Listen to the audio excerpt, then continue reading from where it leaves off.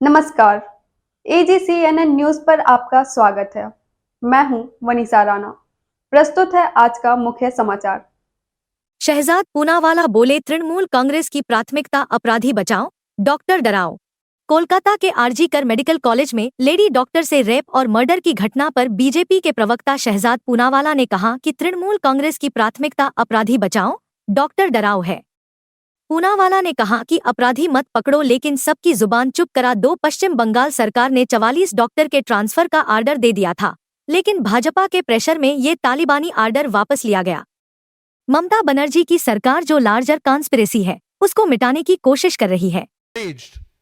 Even today, with what has RG Medical Care Hospital, the brutal gang rape and the murder of the trainee doctor, and everyone from Kashmir to Kanyakumari is demanding only one thing: न्याय, justice. पर न्याय देने के बदले, justice देने के बदले, तृणमूल कांग्रेस की सरकार का एजेंडा बन चुका है कि न्याय मत दिलाओ, बेटी को मत बचाओ, केवल और केवल बलात्कारी बचाओ। और इस बलात्कारी बचाओ अभियान में तृणमूल कांग्रेस इतना आगे निकल चुकी है कि आज यह कहना अतिशयोक्ति नहीं होगी कि टीएमसी का मतलब तृणमूल कांग्रेस नहीं, तालिबानी मुझे चाहिए और तानाशाही मानसिकता और कल्चर बन चुका है। Instead of securing justice for the victim of this brutal gang rape, TMC's priority seems not to be beti bachao, not to be beti ko nyay dilao, but to be only and only balatkari bachao. And in this attempt of balatkari bachao, the TMC today has come to represent tanashahi mujhe chahiye culture. And therefore, instead of cracking down on the vandals who attacked the RG Kar Medical College on the intervening night of 14th and 15th, instead of taking action on the gang rapists of this young trainee doctor by the Trinamool Congress government and police against those who are crusading for justice, against ordinary citizens of this country, on sections of the media and on doctors. Trinamool Congress की जो सरकार है वो न्याय दिलाने के बदले और जो कार्रवाई है उन हत्यारों पर, उन बलात्कारियों पर करने के बदले, आरजी कर मेडिकल कॉलेज में जो सुनियोजित ढंग से तोड़फोड़ करने के लिए घुस गए थे उन पर करने के बदले, वो जो लोग न्याय की गुहार लगा रहे हैं, जो आम नागरिक है, जो डॉक्टर्स है, जो इस अभियान में जुड़े हुए हैं, और जो मीडिया कर्मचारी है, उन पर कार्रवाई करने पर आमादा हो चुकी है। और इस प्रकार की कार्रवाई हो रही है कि ममता बनर्जी की कार्रवाई को देखकर जो दुनिया के सबसे बड़े तानाशाह है, Indira Gandhi, Hitler, Stalin, Kim Jong Un, वो भी कहेंगे वाह ममता वाह, क्या तानाशाही का परिचय दिया है आपने। Even the most gravest of dictators in this world will look at Mamta Banerjee's actions and say that she has gone a step ahead of us. She has gone a step ahead of Kim Jong-un. और मैं इसलिए कह रहा हूं क्योंकि मेरे पास यह तालिबानी फतवा है पश्चिम बंगाल की सरकार का, जो मीडिया के माध्यम से ही मुझे प्राप्त हुआ है कि किस प्रकार से इस बेटी के लिए, न्याय के लिए आवाज उठाने वाले 43 डॉक्टर्स को पश्चिम बंगाल की सरकार ने ट्रांसफर करने का निर्देश दे दिया है। और ट्रांसफर उनकी कई दूर दराज इलाकों में भी की गई है। This is the Talibani order of the West Bengal government that those doctors who have been raising their voice for the न्याय फॉर दिस बेटी have been issued transfer orders including to areas which are very remote, as if to punish them, to penalise them. और मैं केवल ये नहीं कह रहा हूं, मीडिया केवल ये नहीं कह रहा है, यूनाइटेड डॉक्टर्स फ्रंट एसोसिएशन ने भी ट्वीट करके कहा है, we strongly condemn Mamata Banerjee the unjust transfer of faculty members who supported our protest. These punitive measures will not silence our demands for justice and security. We stand united and resolute in our fight. यह तालिबानी तानाशाही मानसिकता परिचय number 1। एक और परिचय भी ममता बनर्जी की सरकार ने दिया है, और वो आप में से कुछ लोगों को भी मिला होगा। पिछले 2 दिनों से जो भी बेटी के लिए न्याय की आवाज सोशल मीडिया पर उठा रहा है, कोलकाता पुलिस, उनकी प्राथमिकता देखिए, see the priority of Kolkata police. 5,000 7,000 लोग जो आरजीकर मेडिकल कॉलेज में घुस गए, उनको नहीं रोकना है, बलात्कारियों को नहीं पकड़ना है, संजय राय जैसे लोगों को पुलिस वेलफेयर बोर्ड से नहीं हटाना है। कार्रवाई किस पे करनी है? जो आम सोशल मीडिया पर भारत के नागरिक आवाज उठा रहे हैं, तो कोलकाता पुलिस उन्हें लव लेटर भेज रही है, यह कहते हुए कि आप अपना ट्वीट हटाइए, आप अपना पोस्ट हटाइए, वरना आधी रात को हम आपके पास आ जाएंगे और आपको पकड़कर ले जाएंगे। और कुछ एक आध पत्रकारों को अपना एक्स का हैंडल, ट्विटर का हैंडल डिलीट करना पड़ा है। यह होती है फैसिज्म। राहुल गांधी पता नहीं कहां है, वैसे वो फैसिज्म, डिक्टेटरशिप, इनका पूरा अलायंस ही जो बना है, down with fascism, down with dictatorship, संविधान बचाओ के नाम पर बना है। यह होता है कि एक आम नागरिक अगर इस बेटी के बारे में सोशल मीडिया पर बोले, तो उसे तुरंत कोलकाता पुलिस नोटिस थमाती है कि या तो ट्वीट और एक्स का पोस्ट डिलीट करो, या तो आपको हम जेल भेज देंगे। तो transfer of doctors, ordinary citizens को धमकी, जर्नलिस्ट को धमकी, इन्होंने तो अपने खुद के लोगों को नहीं बख्शा। इनके एक वरिष्ठ नेता है, सांसद है, अब पूर्व सांसद बन चुके हैं, और जो उनके मुख्य राष्ट्रीय प्रवक्ता है शांतनु सेन।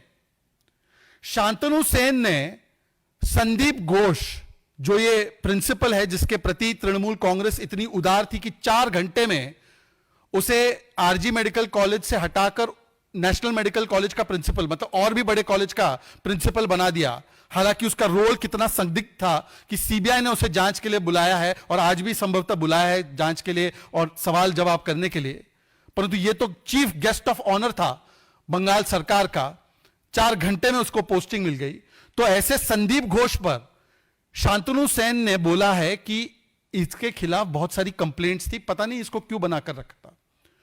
तो अगले 1 घंटे के भीतर शांतनु सेन को अनसेरिमोनियसली सैक कर दिया प्रवक्ता पद से। शांतनु सेन का बयान छपा है, मुझे नहीं पता मुझे क्यों सैक किया, मैंने क्या झूठ बोला, मैंने तो पार्टी के खिलाफ कुछ नहीं बोला। यह प्रमाण नंबर 3 है तानाशाही तालिबानी मानसिकता का। और चौथा प्रमाण तो आपने 14 और 15 तारीख को देखा ही है, जब पूरा देश festival of democracy, festival of freedom के स्वागत के लिए तैयारियां कर रहा था। 14 अगस्त, 15 अगस्त मिडनाइट को, और हमारे देश की महिलाएं और देश की महिलाओं के साथ हर एक राइट विंग थिंकिंग पर्सन उनके साथ सड़कों पर था कि बेटी को न्याय मिलना चाहिए, रिक्लेम द नाइट और रिक्लेम द स्पेसेस होना चाहिए। तो उस समय पर सुनियोजित ढंग से स्टेट स्पॉन्सर्ड 5 से 7 हजार गुंडों को भेजकर इस पूरे पीसफुल मूवमेंट को किस प्रकार से हमला करके आरजीकर मेडिकल कॉलेज में घुसकर वहां पर तोड़फोड़ करने का काम किया गया, ताकि एविडेंस को मिटाया जा सके। यह एविडेंस नंबर 4 है। एविडेंस नंबर 5 भी कल सामने आया है। जब भारतीय जनता पार्टी के कार्यकर्ता प्रदर्शन कर रहे थे, तो भारतीय जनता पार्टी के कार्यकर्ताओं पर पुलिस ने बर्बरतापूर्वक ऐसी कार्रवाई की है कि एक कार्यकर्ता को तो गाड़ी के तले ही रौंद दिया। यह तानाशाही और तालिबानी मानसिकता का परिचय दिया जा रहा है। और आज इसीलिए इन सारे प्रमाणों को देखने के बाद एक बात स्पष्ट है कि जो तृणमूल कांग्रेस सरकार का पूरा एजेंडा है, वो एजेंडा है कि सत्य को, सच्चाई को दबाओ, बलात्कारी को बचाओ और एविडेंस को मिटाओ। The agenda of Trinamool Congress after all of these 5 evidences of their Tanashahi and Talibani Mansikta seems to be silence the truth at any cost, save the rapists at any cost, and destroy every piece of evidence at any cost, so that the CBI cannot reach to a conclusion in this entire case. और ये जो evidence destroy करने की प्रक्रिया है, जो समझ में आ रहा है वो डे 1 से ही चल रहा है, और यह कहने में कोई भी अतिशयोक्ति नहीं होगी कि this is the most sinister systematic institutional cover up that is being orchestrated at the behest of the Trinamool Congress government in order to save the rapists, in order to protect the rapists who perhaps have links with the Trinamool Congress. ये कहने में कोई गुरेज नहीं करूंगा कि जो पूरी कवायद की जा रही है यह सबसे ज्यादा व्यवस्थागत संस्थागत तरीके से संरक्षण दिया जा रहा है बलात्कारियों को, ताकि जो अन्य बलात्कारी हो सकते हैं इस मामले में, अब ये एविडेंस सामने आ रहा है कि एक से ज्यादा बलात्कारी हो सकता है, उसको संरक्षण दिया जाए ताकि तृणमूल कांग्रेस के साथ जो संभवतः उसके रिश्ते होंगे उनके, वो सामने निकल कर ना आए। और इसीलिए बंगाल में आज मां माटी मानुष नहीं, केवल बलात्कारी बचाव चल रहा है। कल भी पश्चिम बंगाल में हाईकोर्ट ने जिस प्रकार की ऑब्जर्वेशंस और फाइंडिंग्स की है, मेरे पास है वो, मैं आपको ब्रीफ में सिर्फ बताना चाहता हूं 3-4 बिंदु। पश्चिम बंगाल की तृणमूल कांग्रेस की सरकार का जो TMC model of rape, murder and cover up है, उस पर पश्चिम बंगाल की हाईकोर्ट कहती है कि यह एब्सोल्यूट फेलियर है स्टेट मशीनरी का। तृणमूल कांग्रेस की सरकार की जो पुलिस है वो पूर्ण तरीके से फेल हो गई डॉक्टर्स को सुरक्षा देने में। How did 5,000 to 7,000 people come to that particular RG Medical College? इसका मतलब साफ है कि कहीं ना कहीं कोर्ट ये इशारा कर रहा है कि ये भीड़ स्पॉन्टेनियस नहीं थी, ये भीड़ सुनियोजित ढंग से स्पॉन्सर्ड तरीके से लाई गई थी। और यह भी कहना अतिशयोक्ति नहीं होगा कि पश्चिम बंगाल के कोर्ट को कोई भरोसा विश्वास नहीं बचा है सरकार में और पुलिस में, और इसीलिए न केवल इन्वेस्टिगेशन को जो मूल मुद्दे में है, परंतु इसके अलावा जो वैंडलिज्म का मामला है, आरजी कर मेडिकल कॉलेज का मामला है, वैंडलिज्म का, तोड़फोड़ का, उसको भी सीबीआई के पास ट्रांसफर कर दिया है। परंतु इस पर कार्रवाई करने के बदले, इस पर कहीं ना कहीं जिम्मेदारी उठाने के बदले, इस पर अकाउंटेबिलिटी दिखाने के बदले, और इस पर ममता बनर्जी को इस्तीफा देना चाहिए, उसके बदले ममता बनर्जी क्या कर रही है? Politics of ABCD। A for अपराधी बचाओ, B for blame game, C for cover up and D for धरने वाला ड्रामा। अपराधी बचाओ का तो आपको पता ही है, पहले दिन सुसाइड बोल देना, पेरेंट्स को रुकवाना, कंस्ट्रक्शन का काम शुरू करवा देना, एक ही रेपिस्ट है ये थियरी चलाना, फिर उसके बाद जब कंस्ट्रक्शन और रेनोवेशन से एविडेंस डिस्ट्रॉय नहीं हो पा रहा था तो 5,000 की भीड़ भेज दो। यह अपराधी बचाओ। छत्रपति शिवाजी महाराज के बारे में हम जानते हैं कि उनके पिताजी शाहजी राजे उस समय मुसलमानों के दरबार में थे। दादोजी कोंडदेव उस शैशव अवस्था में उनके गुरु बने। उन्होंने ही बाल शिवाजी को शस्त्र अस्त्र की शिक्षा दी। जब छत्रपति शिवाजी महाराज के बारे में हम सोचते हैं तो वास्तव में 50 वर्ष की आयु और जीवन भर संघर्ष के अलावा उनके जीवन में और कुछ दिखाई नहीं देता है। छत्रपति शिवाजी महाराज ने अपने शौर्य और साहस का उपयोग जीवन भर हिंदू समाज की रक्षा और देश हित के लिए ही किया है। यही उनका जीवन है, यही इतिहास बताता है। इस पूरी किताब को सुनने के लिए प्ले स्टोर से डाउनलोड करें books and voice.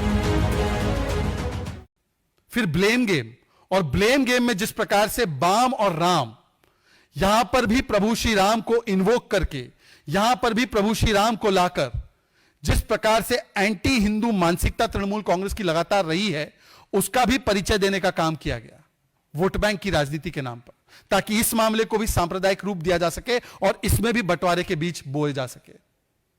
C for cover up और D फॉर धरना का ड्रामा। सवाल यह बनता है कि आज धरना जब किया जा रहा है ममता बनर्जी के द्वारा, तो वह धरना किसके खिलाफ किया जा रहा है? वो धरना क्या मुख्यमंत्री होम मिनिस्टर के खिलाफ कर रही है? क्या वो धरना हेल्थ मिनिस्टर के खिलाफ कर रही है? क्योंकि होम मिनिस्टर और हेल्थ मिनिस्टर दोनों ममता बनर्जी ही है। Whom is this drama of dharna being orchestrated against Mamata Banerjee ji? You are the health minister, you are the home minister, and you are the chief minister. So one is unable to understand that at whom is this dharna drama orchestrated at? Whose resignation or whose protest are you actually indulging in? और आखिरी बात कहना चाहूंगा कि आज जो तानाशाही का परिचय देखने मिला है पश्चिम बंगाल की सरकार के द्वारा, चाहे वो डॉक्टर्स का ये ट्रांसफर हो, चाहे वो आम नागरिकों को कोलकाता पुलिस का नोटिस एवं लव लेटर हो, या जिस प्रकार से अपने ही सांसद को, अपने ही मुख्य प्रवक्ता को हटाने की बात हो, या आम नागरिकों को और मीडिया को इंटिमिडेट करने की बात हो, या डॉक्टर्स के प्रोटेस्ट को किसी तरीके से खत्म कर दिया जाए, दबाकर डराकर यह बात हो, इस पर समझ में नहीं आता कि संविधान बचाओ वाली जो मंडली है, जो लड़की हूं लड़ सकती हूं कहने वाला ब्रिगेड है, वो आज सेकुलर सन्नाटा क्यों उसके मुंह पर पसरा हुआ है? Why is there silence of the secular lambs in this entire matter, especially by those who say संविधान बचाओ एंड लड़की हूं लड़ सकती हूं इज आवर प्राइम एजेंडा? ये 14-15 की घटना के बाद क्या राहुल गांधी जी का जो एक कोटा वाला ट्वीट है उसके अलावा एक स्टेटमेंट आया? जो अन्य जगहों पर इस्तीफे मांगते हैं, पीड़ितों के परिवार से मिलने चले जाते हैं, वल्चर पॉलिटिक्स के नाम पर टूरिज्म करने चले जाते हैं, उनका एक बयान आया कि Mamata Banerjee you should step down. Priyanka Chaturvedi ji, Priyanka Vadra ji, Atishi ji, Aam Aadmi party, Akhilesh Yadav, और बोलेंगे भी कैसे? यह पूरा collision of conspiracy of silence है। वो बोलते कन्नौज में आप मुझसे सवाल मत पूछो और कोलकाता में हम आपसे सवाल नहीं पूछेंगे, और कन्नौज से लेकर कोलकाता पैटर्न एक ही है, विक्टिम को ब्लेम करो, विक्टिम को शेम करो और बलात्कारी को बचाओ। आप देखिए अयोध्या और कन्नौज में वो अपने नवाबों को बचा रहे, मुईद और नवाब को बचाने का प्रयास किया जा रहा है, और कहा जा रहा है कि बेटी जो आती है निषाद समाज से, जो माइनर है, उसका डीएनए टेस्ट हो जाए, उसका नार्को टेस्ट हो जाए। और यहां पर भी एक प्रकार से इंटिमिडेट किया जा रहा है ताकि बेटी को न्याय ना मिले। साइकोटिक कह दिया बेटी को, सुसाइड कर दिया बेटी ने, यह कह दिया गया। संदेश खाली में भी यही कह दिया गया कि ये महिलाएं झूठा आरोप लगा रही है, शाहजहां के साथ खड़े हो गए। उत्तर दिनाजपुर में जब ताजमुल ने एक महिला के साथ उत्पीड़न किया तो महिला को कैरेक्टरलेस कहा गया और ताजमुल के साथ खड़े हो गए। नाडिया ड्रेप केस में बच्ची के साथ बलात्कार हुआ, नाडिया ड्रेप केस में बलात्कारी को क्लीन चिट देते हुए कहा गया कि बच्ची जो है वो लव अफेयर कर रही थी। तो ये बलात्कारी बचाओ और बेटी को ही शर्मिंदा कराओ, यह पूरे गठबंधन का चरित्र है। और इसीलिए आज ये तस्वीर जो है ये बयां करती है कि ये इंडी अलायंस की स्थिति क्या है। ये इंडी अलायंस की स्थिति इस प्रकार से है कि सभी लोग चुप है। ये कोलिशन ऑफ साइलेंस बन चुका है, कोलिशन ऑफ साइलेंस। अब भी बंगाल में जब हम बात कर रहे हैं तो एक और वहां पर घटना हुई है। एक आदिवासी इलाके में बुर्दवान में एक 22 साल की बच्ची का गला काट दिया गया है और उसका जो खून से लथपथ शरीर है वो मिला है।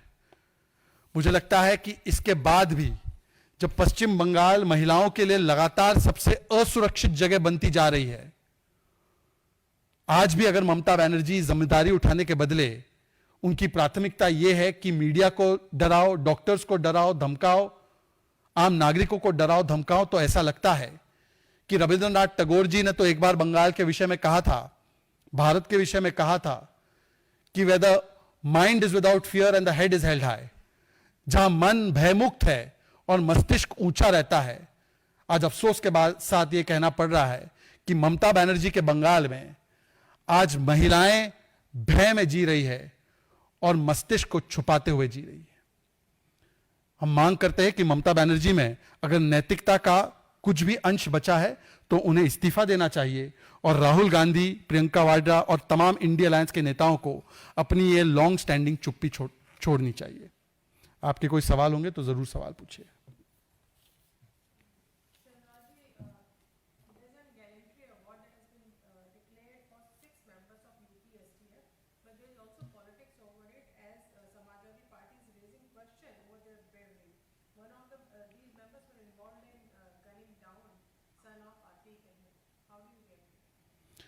देखिए, समाजवादी पार्टी का तो हमेशा चरित्र रहा है कि वो तो गुंडों को, माफियाओं को, डॉन को, बलात्कारियों को ही पुरस्कृत करते थे और करते हैं। और कहीं किसी बलात्कारी को, किसी माफिया डॉन को कभी संसद भेजना, कभी विधानसभा में भेजना। परंतु भारतीय जनता पार्टी की सरकार की सोच थोड़ी अलग है। वो माफिया डॉन को, गुंडों को, बलात्कारियों को जो मिट्टी में मिलाते हैं, ऐसे वर्दी पहनने वाले और संविधान के दायरे में काम करने वाले और कानून की रक्षा करने वाले लोगों को, उनको पुरस्कृत करती है। तो ये अपना अपना जो नजरिया है उसके हिसाब से हम तो वर्दी को, वर्दी पहनने वालों को, संविधान की रक्षा करने वालों को, उमेश पाल के हत्यारों को, जो गुंडे और माफिया है, उनको न्यायपूर्ण तरीके से उनके अंजाम तक पहुंचाने वालों को पुरस्कृत करते हैं। और ये कभी अतीक को, कभी अंसारी को और कभी और कोई डॉन और गुंडे को पुरस्कृत करते हैं। मुझे सिर्फ इतना पूछना है कि हालांकि ये लोग वैसे पीडीए की बड़ी बात करते हैं, तो जो उमेश पाल को न्याय दिलाने वाले अफसर है, उनके खिलाफ ही बोल पड़े। और ये तो समाजवादी पार्टी का पुराना चरित्र है। 2012 में वो कुछ आतंकवादियों को छोड़ रहे थे क्योंकि वो मुस्लिम आतंकी थे, तो हाईकोर्ट को इंटरवीन करके कहना पड़ा कि आज इनको आप छोड़ रहे हैं और कल क्या आप इनको पद्म अवार्ड देंगे। तो समाजवादी पार्टी किसको अवार्ड देना चाहती है और किसको पुरस्कृत करना चाहती है, वो उनके राजनीतिक डीएनए से स्पष्ट है।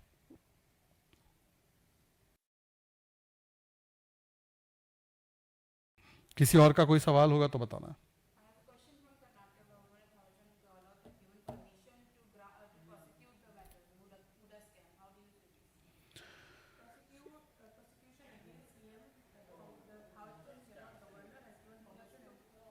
In Karnataka, what we are witnessing is the खटाखट लूट model of Congress party. Karnataka में खटाखट लूट का जो मॉडल है, वो हम लगातार देख रहे हैं कि किस प्रकार से वहां की कांग्रेस पार्टी की सरकार ने कभी मूडा स्कैम के नाम पर 5,000 करोड़ लूट लिए।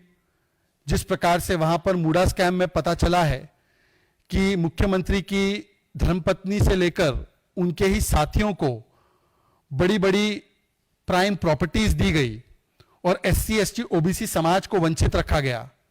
और इस पूरे प्रकरण को मुख्यमंत्री ने अपने हलफनामे में, एफिडेविट में भी नहीं दिखाया। तो ये 5,000 करोड़ का जो गबन उन्होंने किया है, आज अगर उस पर कोई कानूनी कार्रवाई के लिए कदम बढ़ाया जाता है तो इसका स्वागत होना चाहिए।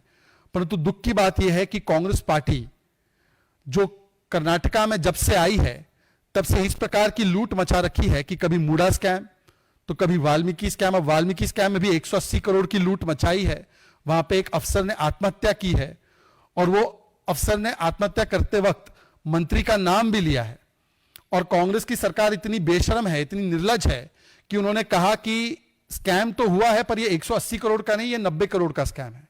उन्होंने फ्लोर ऑफ द हाउस में स्वीकारा है। और इसके अलावा भी चाहे वो कर्नाटका की जनता के पास से पैसे लूटने की बात हो, महंगाई बढ़ाकर वहां पर पेट्रोल, डीजल, दूध, इलेक्ट्रिसिटी, बिजली सबके दाम बढ़ाकर, या जो एससी एसटी का 14,000 करोड़ का फंड है उसको लूटकर ट्रांसफर करने की बात हो, तो ये सबसे ज्यादा लूट करने वाली एक सरकार है। और इसके खिलाफ अगर कोई कानूनी कार्रवाई होती है तो हम इसका स्वागत करते हैं। अब मुख्यमंत्री को तय करना चाहिए कि क्या जब ऐसी कार्रवाई उनके खिलाफ हुई है तो उनको अपने पद पे बने रहने का कोई अधिकार बचता है, उनको अपना इस्तीफा देना चाहिए। और कोई सवाल नहीं होगा तो धन्यवाद। आज के लिए बस इतना ही। मुझे दीजिए इजाजत। नमस्कार।